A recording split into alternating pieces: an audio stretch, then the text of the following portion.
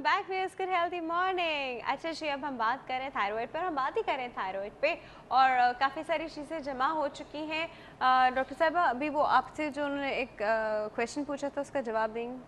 मुझसे उन्होंने क्वेश्चन ये पूछा था कि मैं थायरॉक्सिन खा रही हूँ, मेरा टीएसएच भी नॉर्मल है और फिर भी मेरा वेट वेट गेन बढ़ हो रहा रहा है। है। तो उसमें मेरा यही था कि एक तो ये कि आपको ये देखना है कि आप खा क्या रही हैं और आप इसको कितना बर्न आउट कर अच्छा रही देखिए, हैं। अभी भी अगर आप देखें तो वो कह रही है वो फिजिकल एक्टिविटी में बिल्कुल भी नहीं है, और दूसरा उनको लगता है कि वो कुछ नहीं खा रही है। हाँ, बस एक रोटी की, पहले उन्होंने कहा एक रोटी की खुराक, फिर पता चला कि दोपहर और रात की रोटी अलग है, फिर पता चला कि नाश्ता अलग है, और फिर पता नहीं बीच में और क्या क्या होगा जो we did not get to know या अबाउट इट। हाँ, वही मैंने कहा ना कि देखिए, हमारी अपनी मेटाबॉलिज्म जो होती है वो आपकी हवा नहीं भरी होती उसके अंदर। आप खाएंगी, आप बर्न आउट ज़्यादा करेंगी तो आपका वेट कम होगा। अगर आप खाएंगी, बर्न आउट कम करेंगी, आपका वेट बढ़ेगा। और आप जितना खा रही हैं उतना ही बर्न आउट करें तो वो उतना ही स्टैटिक रहेगा।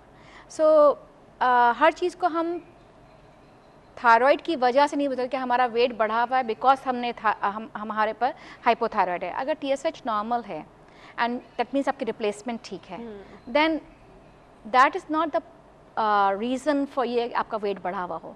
सही। अच्छा, हमारे पास एक और कॉल मौजूद है जी, अटेंड करते हैं। अस्सलाम वालेकुम। अस्सलाम वालेकुम। हेलो, हाँ जी, गुड हेल्दी मॉर्निंग। कौन बात कर रहा है? जी मैं अनीला बात कर रही हूँ कराची से। अनीला, कैसी हैं आप? जी मैं बिल्कुल ठीक ठाक हूँ। मुझे डॉक्टर साहब से पूछना था कि अभी मैंने रिसेंटली टेस्ट करवाए अपने जनवरी में। हाँ जी, टेस्ट कराएं फिर। जी जी, सारे टेस्ट कराए हैं। मेरा सीरम T3 जो है 1.72 आया। 1.72 मुझे T3। पूछना था ये नॉर्मल रेंज है क्या है, और सीरम T4 जो है 7.98 है। 7.98 है। अच्छा, TSH क्या है? TSH 203 है। 203 है जी, TSH। और मैं एक्सरसाइज बहुत करती हूँ, ब्रिस्क वॉक करती हूँ ट्रेडमिल पे। ओहो। और उसके अलावा ये है कि मेरा वेट 80 से नीचे ज़्यादा नहीं है, मेरी हाइट 5'4" है। और डाइट का भी काफ़ी मैं कंट्रोल कर लेती हूँ। मैं बहुत अरसे से, और डॉक्टर ने सिर्फ मुझे ग्लूकोफिज दी है 2 टाइम, और मुझे ये भी समझ नहीं आ रही कि मुझे ग्लूकोफिज क्यों दी है। कोई और प्रॉब्लम तो नहीं आपका? फीमेल इश्यूज तो नहीं? पॉलिसिस्टिक ओवरीज, इस नहीं तरह नहीं, की कोई कुछ चीज तो? भी नहीं, सब टेस्ट कराए हैं, बिल्कुल सब क्लियर है। डॉक्टर साहब ने बस मुझे यही दिए थे। ग्लूकोफेज आप क्यों दिया है उन्होंने? मतलब they must be a reason for it ना, मुझे कुछ तो बता। मैं वेट के लिए काफ़ी कॉन्शियस थी, तो उन्होंने कहा बस आप ये थोड़ा कंसीव भी नहीं कर पा रही हूँ, और तो कोई प्रॉब्लम नहीं आया। तो डॉक्टर ने कहा कि बस आप 2 टाइम ग्लूकोफेज कराएं, ये हार्मोन भी सेट करेगी आपके, और सब तो सही हो जाएगा। अब वो मैं दिसंबर से खा रही हूँ 2 टाइम, पर और हार्मोन तो मुझे आपके नहीं पता ऑलरेडी कि मैंने सेट है। कितना अरसा खानी है, कब तक खाऊं। ये तो लोग खाते रहते हैं, जो खाते हैं वो खाते ही रहते हैं। दूसरा ये कि आपके तो हार्मोन ऑलरेडी सेट है, तो उनको और सेट कराने की क्या जरूरत है? जी, ट्यूनिंग की वो जब एक्स्ट्रा मुझे ट्यूनिंग हो जाती है ना पीरियड तो थोड़े ट्यूनिंग हिल कम जाती थे है। ना, 2 दिन पीरियड्स कम थे, बस मैं इसलिए डॉक्टर के पास गई थी। और ये मुझे पूछना था, ये सीरम T3 1.72, बता रहे T4 बता रहे 7.98 और ठीक है, 203, ये सही है, नॉर्मल रेंज है अभी मतलब? बता रहे हैं आपको। ठीक है नीला, जी थैंक यू सो बिल्कुल। Much for your call. Doctor साहब, ये लेवल्स इनके बिल्कुल नॉर्मल है? लेवल्स इनके ठीक हैं, नॉर्मल लेवल्स जो ठीक बता है? रही हैं। जी हाँ, बिल्कुल तो ठीक फिर है। क्या है इनको इनका मुझे ग्लूकोफेज की लगता इनको ये है वर्कअप करना पड़ेगा मज़ीद कि क्या वजह है उनकी, जिस प्रॉब्लम के लिए गई थी अपने फिजिशियन के पास। ये प्रॉब्लली वो मेंस्ट्रुअल सिर्फ फैमिली इरेगुलरिटीज़ टेंडेंसी थी भी हो सकती है इनकी? रिगार्डिंग। हाँ, ऑफ कोर्स एक्स लिंक्ड बिल्कुल हो सकती है। और दूसरी बात, ये जिस अंदाज में ये बता रही हैं हाँ। कि अपनी इनकी वेट के लिए गई थी और उनकी हार्मोनल प्रॉब्लम्स था कि उनकी पीरियड्स का मसला है, तो उनका आई एम श्योर डॉक्टर ने और वर्कअप करवा के उनका जो है ग्लूकोफेज स्टार्ट किया होगा, विच इज़ एक टर्म होती है पॉलीसिस्टिक ओवरी सिंड्रोम। एग्जैक्ट, तभी आई आस्क्ड हर, सो तो नहीं वो भी नहीं है। That may be the reason, उसके अंदर भी हो जाता है। और उसके लिए ही शायद डॉक्टर साहब ने दी होगी, या डायबिटीज़ तो नहीं है, हमें नहीं पता इसके अंदर। कुछ भी हो सो सकता है। आई थिंक उनको अपने मालिज के पास वापस जमा जाना चाहिए। और जहाँ तक इनका लेवल की ताल्लुक है, वो तो लेवल नॉर्मल तो है अभी आप चीज़ें सुन के हाइपर हो जाती है, तो डॉक्टर साहब ने आपकी चीज़ें कुछ छुपा ली हैं जी आपसे, आपको पूरा नहीं पता। अच्छा जी, आप अभी भी लाइन में है क्या? नहीं जी, चली गई। अच्छा जी, दूसरी कॉल है हमारे पास। अस्सलाम वालेकुम।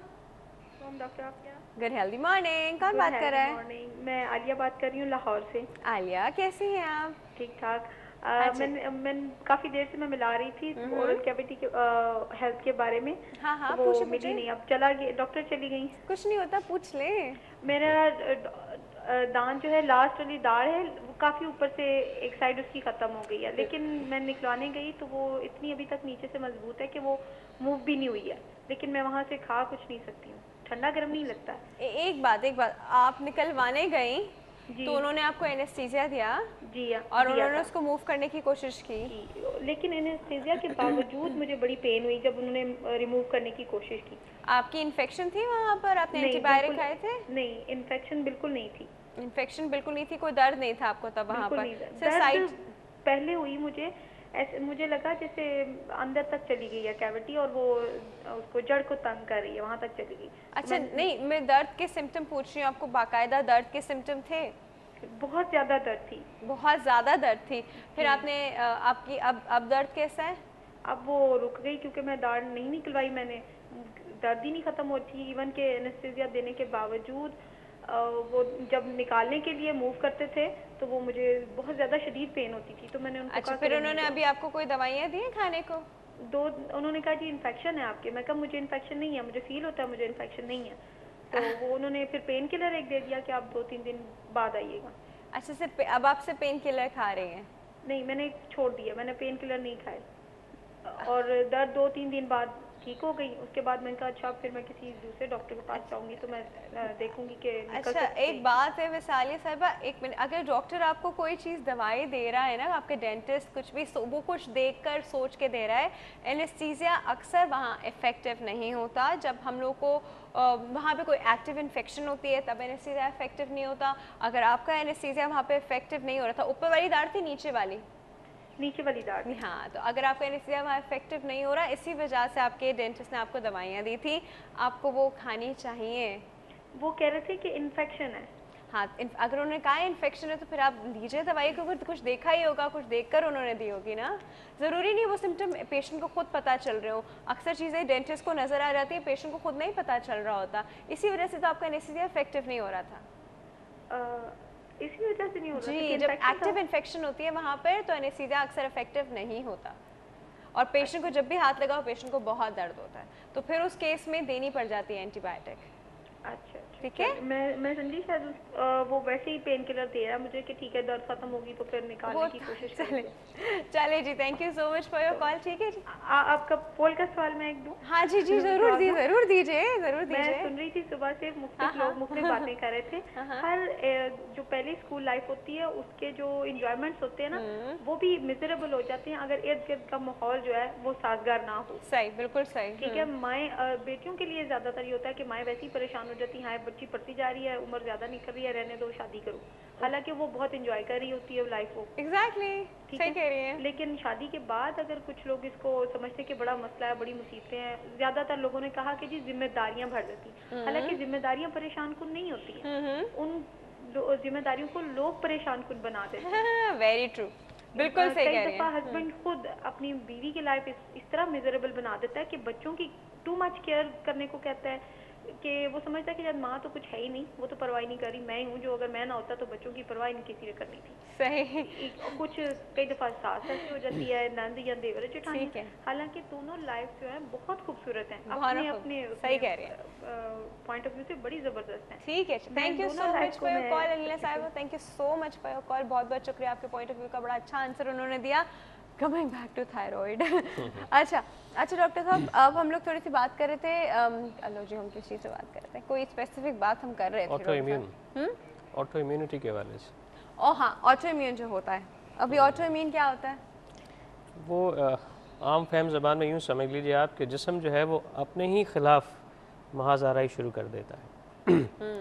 अपने ही ऑर्गन्स के ख़िलाफ़, अपने ही अज़ा के ख़िलाफ़ वो कुछ ऐसी चीज़ें बनाना शुरू कर देता है जिसकी वजह से वो अज़ा जो है वो मुतासर होते हैं। ठीक है ना, इनको हम ऑटो इम्यून डिजीज़ कहते हैं, बहुत सारी होती हैं।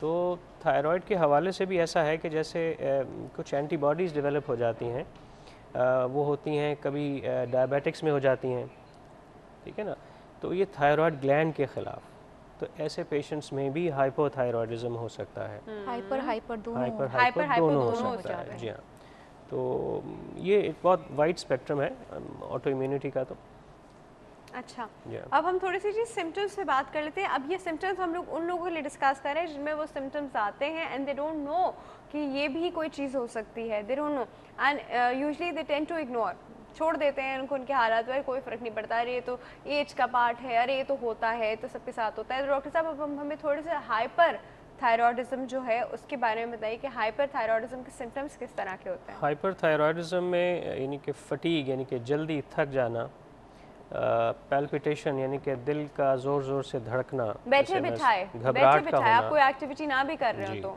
घबराहट का होना, वज़न का कम होना, ठीक है ना, डायरिया होना, ये भी हो सकता है इसमें, और फटीग यानी कि जल्दी थकावट का एहसास होना, मसल वीकनेस, जो लोअर आपका जो टॉर्सो है यानी कि जिस्म का जो निचला हिस्सा है उसमें ज़्यादा थकावट का एहसास होना, ये सारी चीज़ें उसमें हो सकती हैं हाइपर में। उसके अलावा फिर नींद कैसी आती है, स्वेट करते हैं नहीं जी करते? यकीनन करते हैं, इसमें नींद डिस्टर्ब होती है, नींद डिस्टर्ब disturb स्लीप होती है बहुत ज़्यादा, इंसोम्निया जिसे आप कहते हैं, नींद का कम आना, वो चीज़ें होती और हैं आ भी उसमें। जाती है तो उठ उठ के सोते हैं, उठ उठ के सोते हैं। वो मैंने रात को ऐसे लोग 10 बार तो शायद उठते होंगे।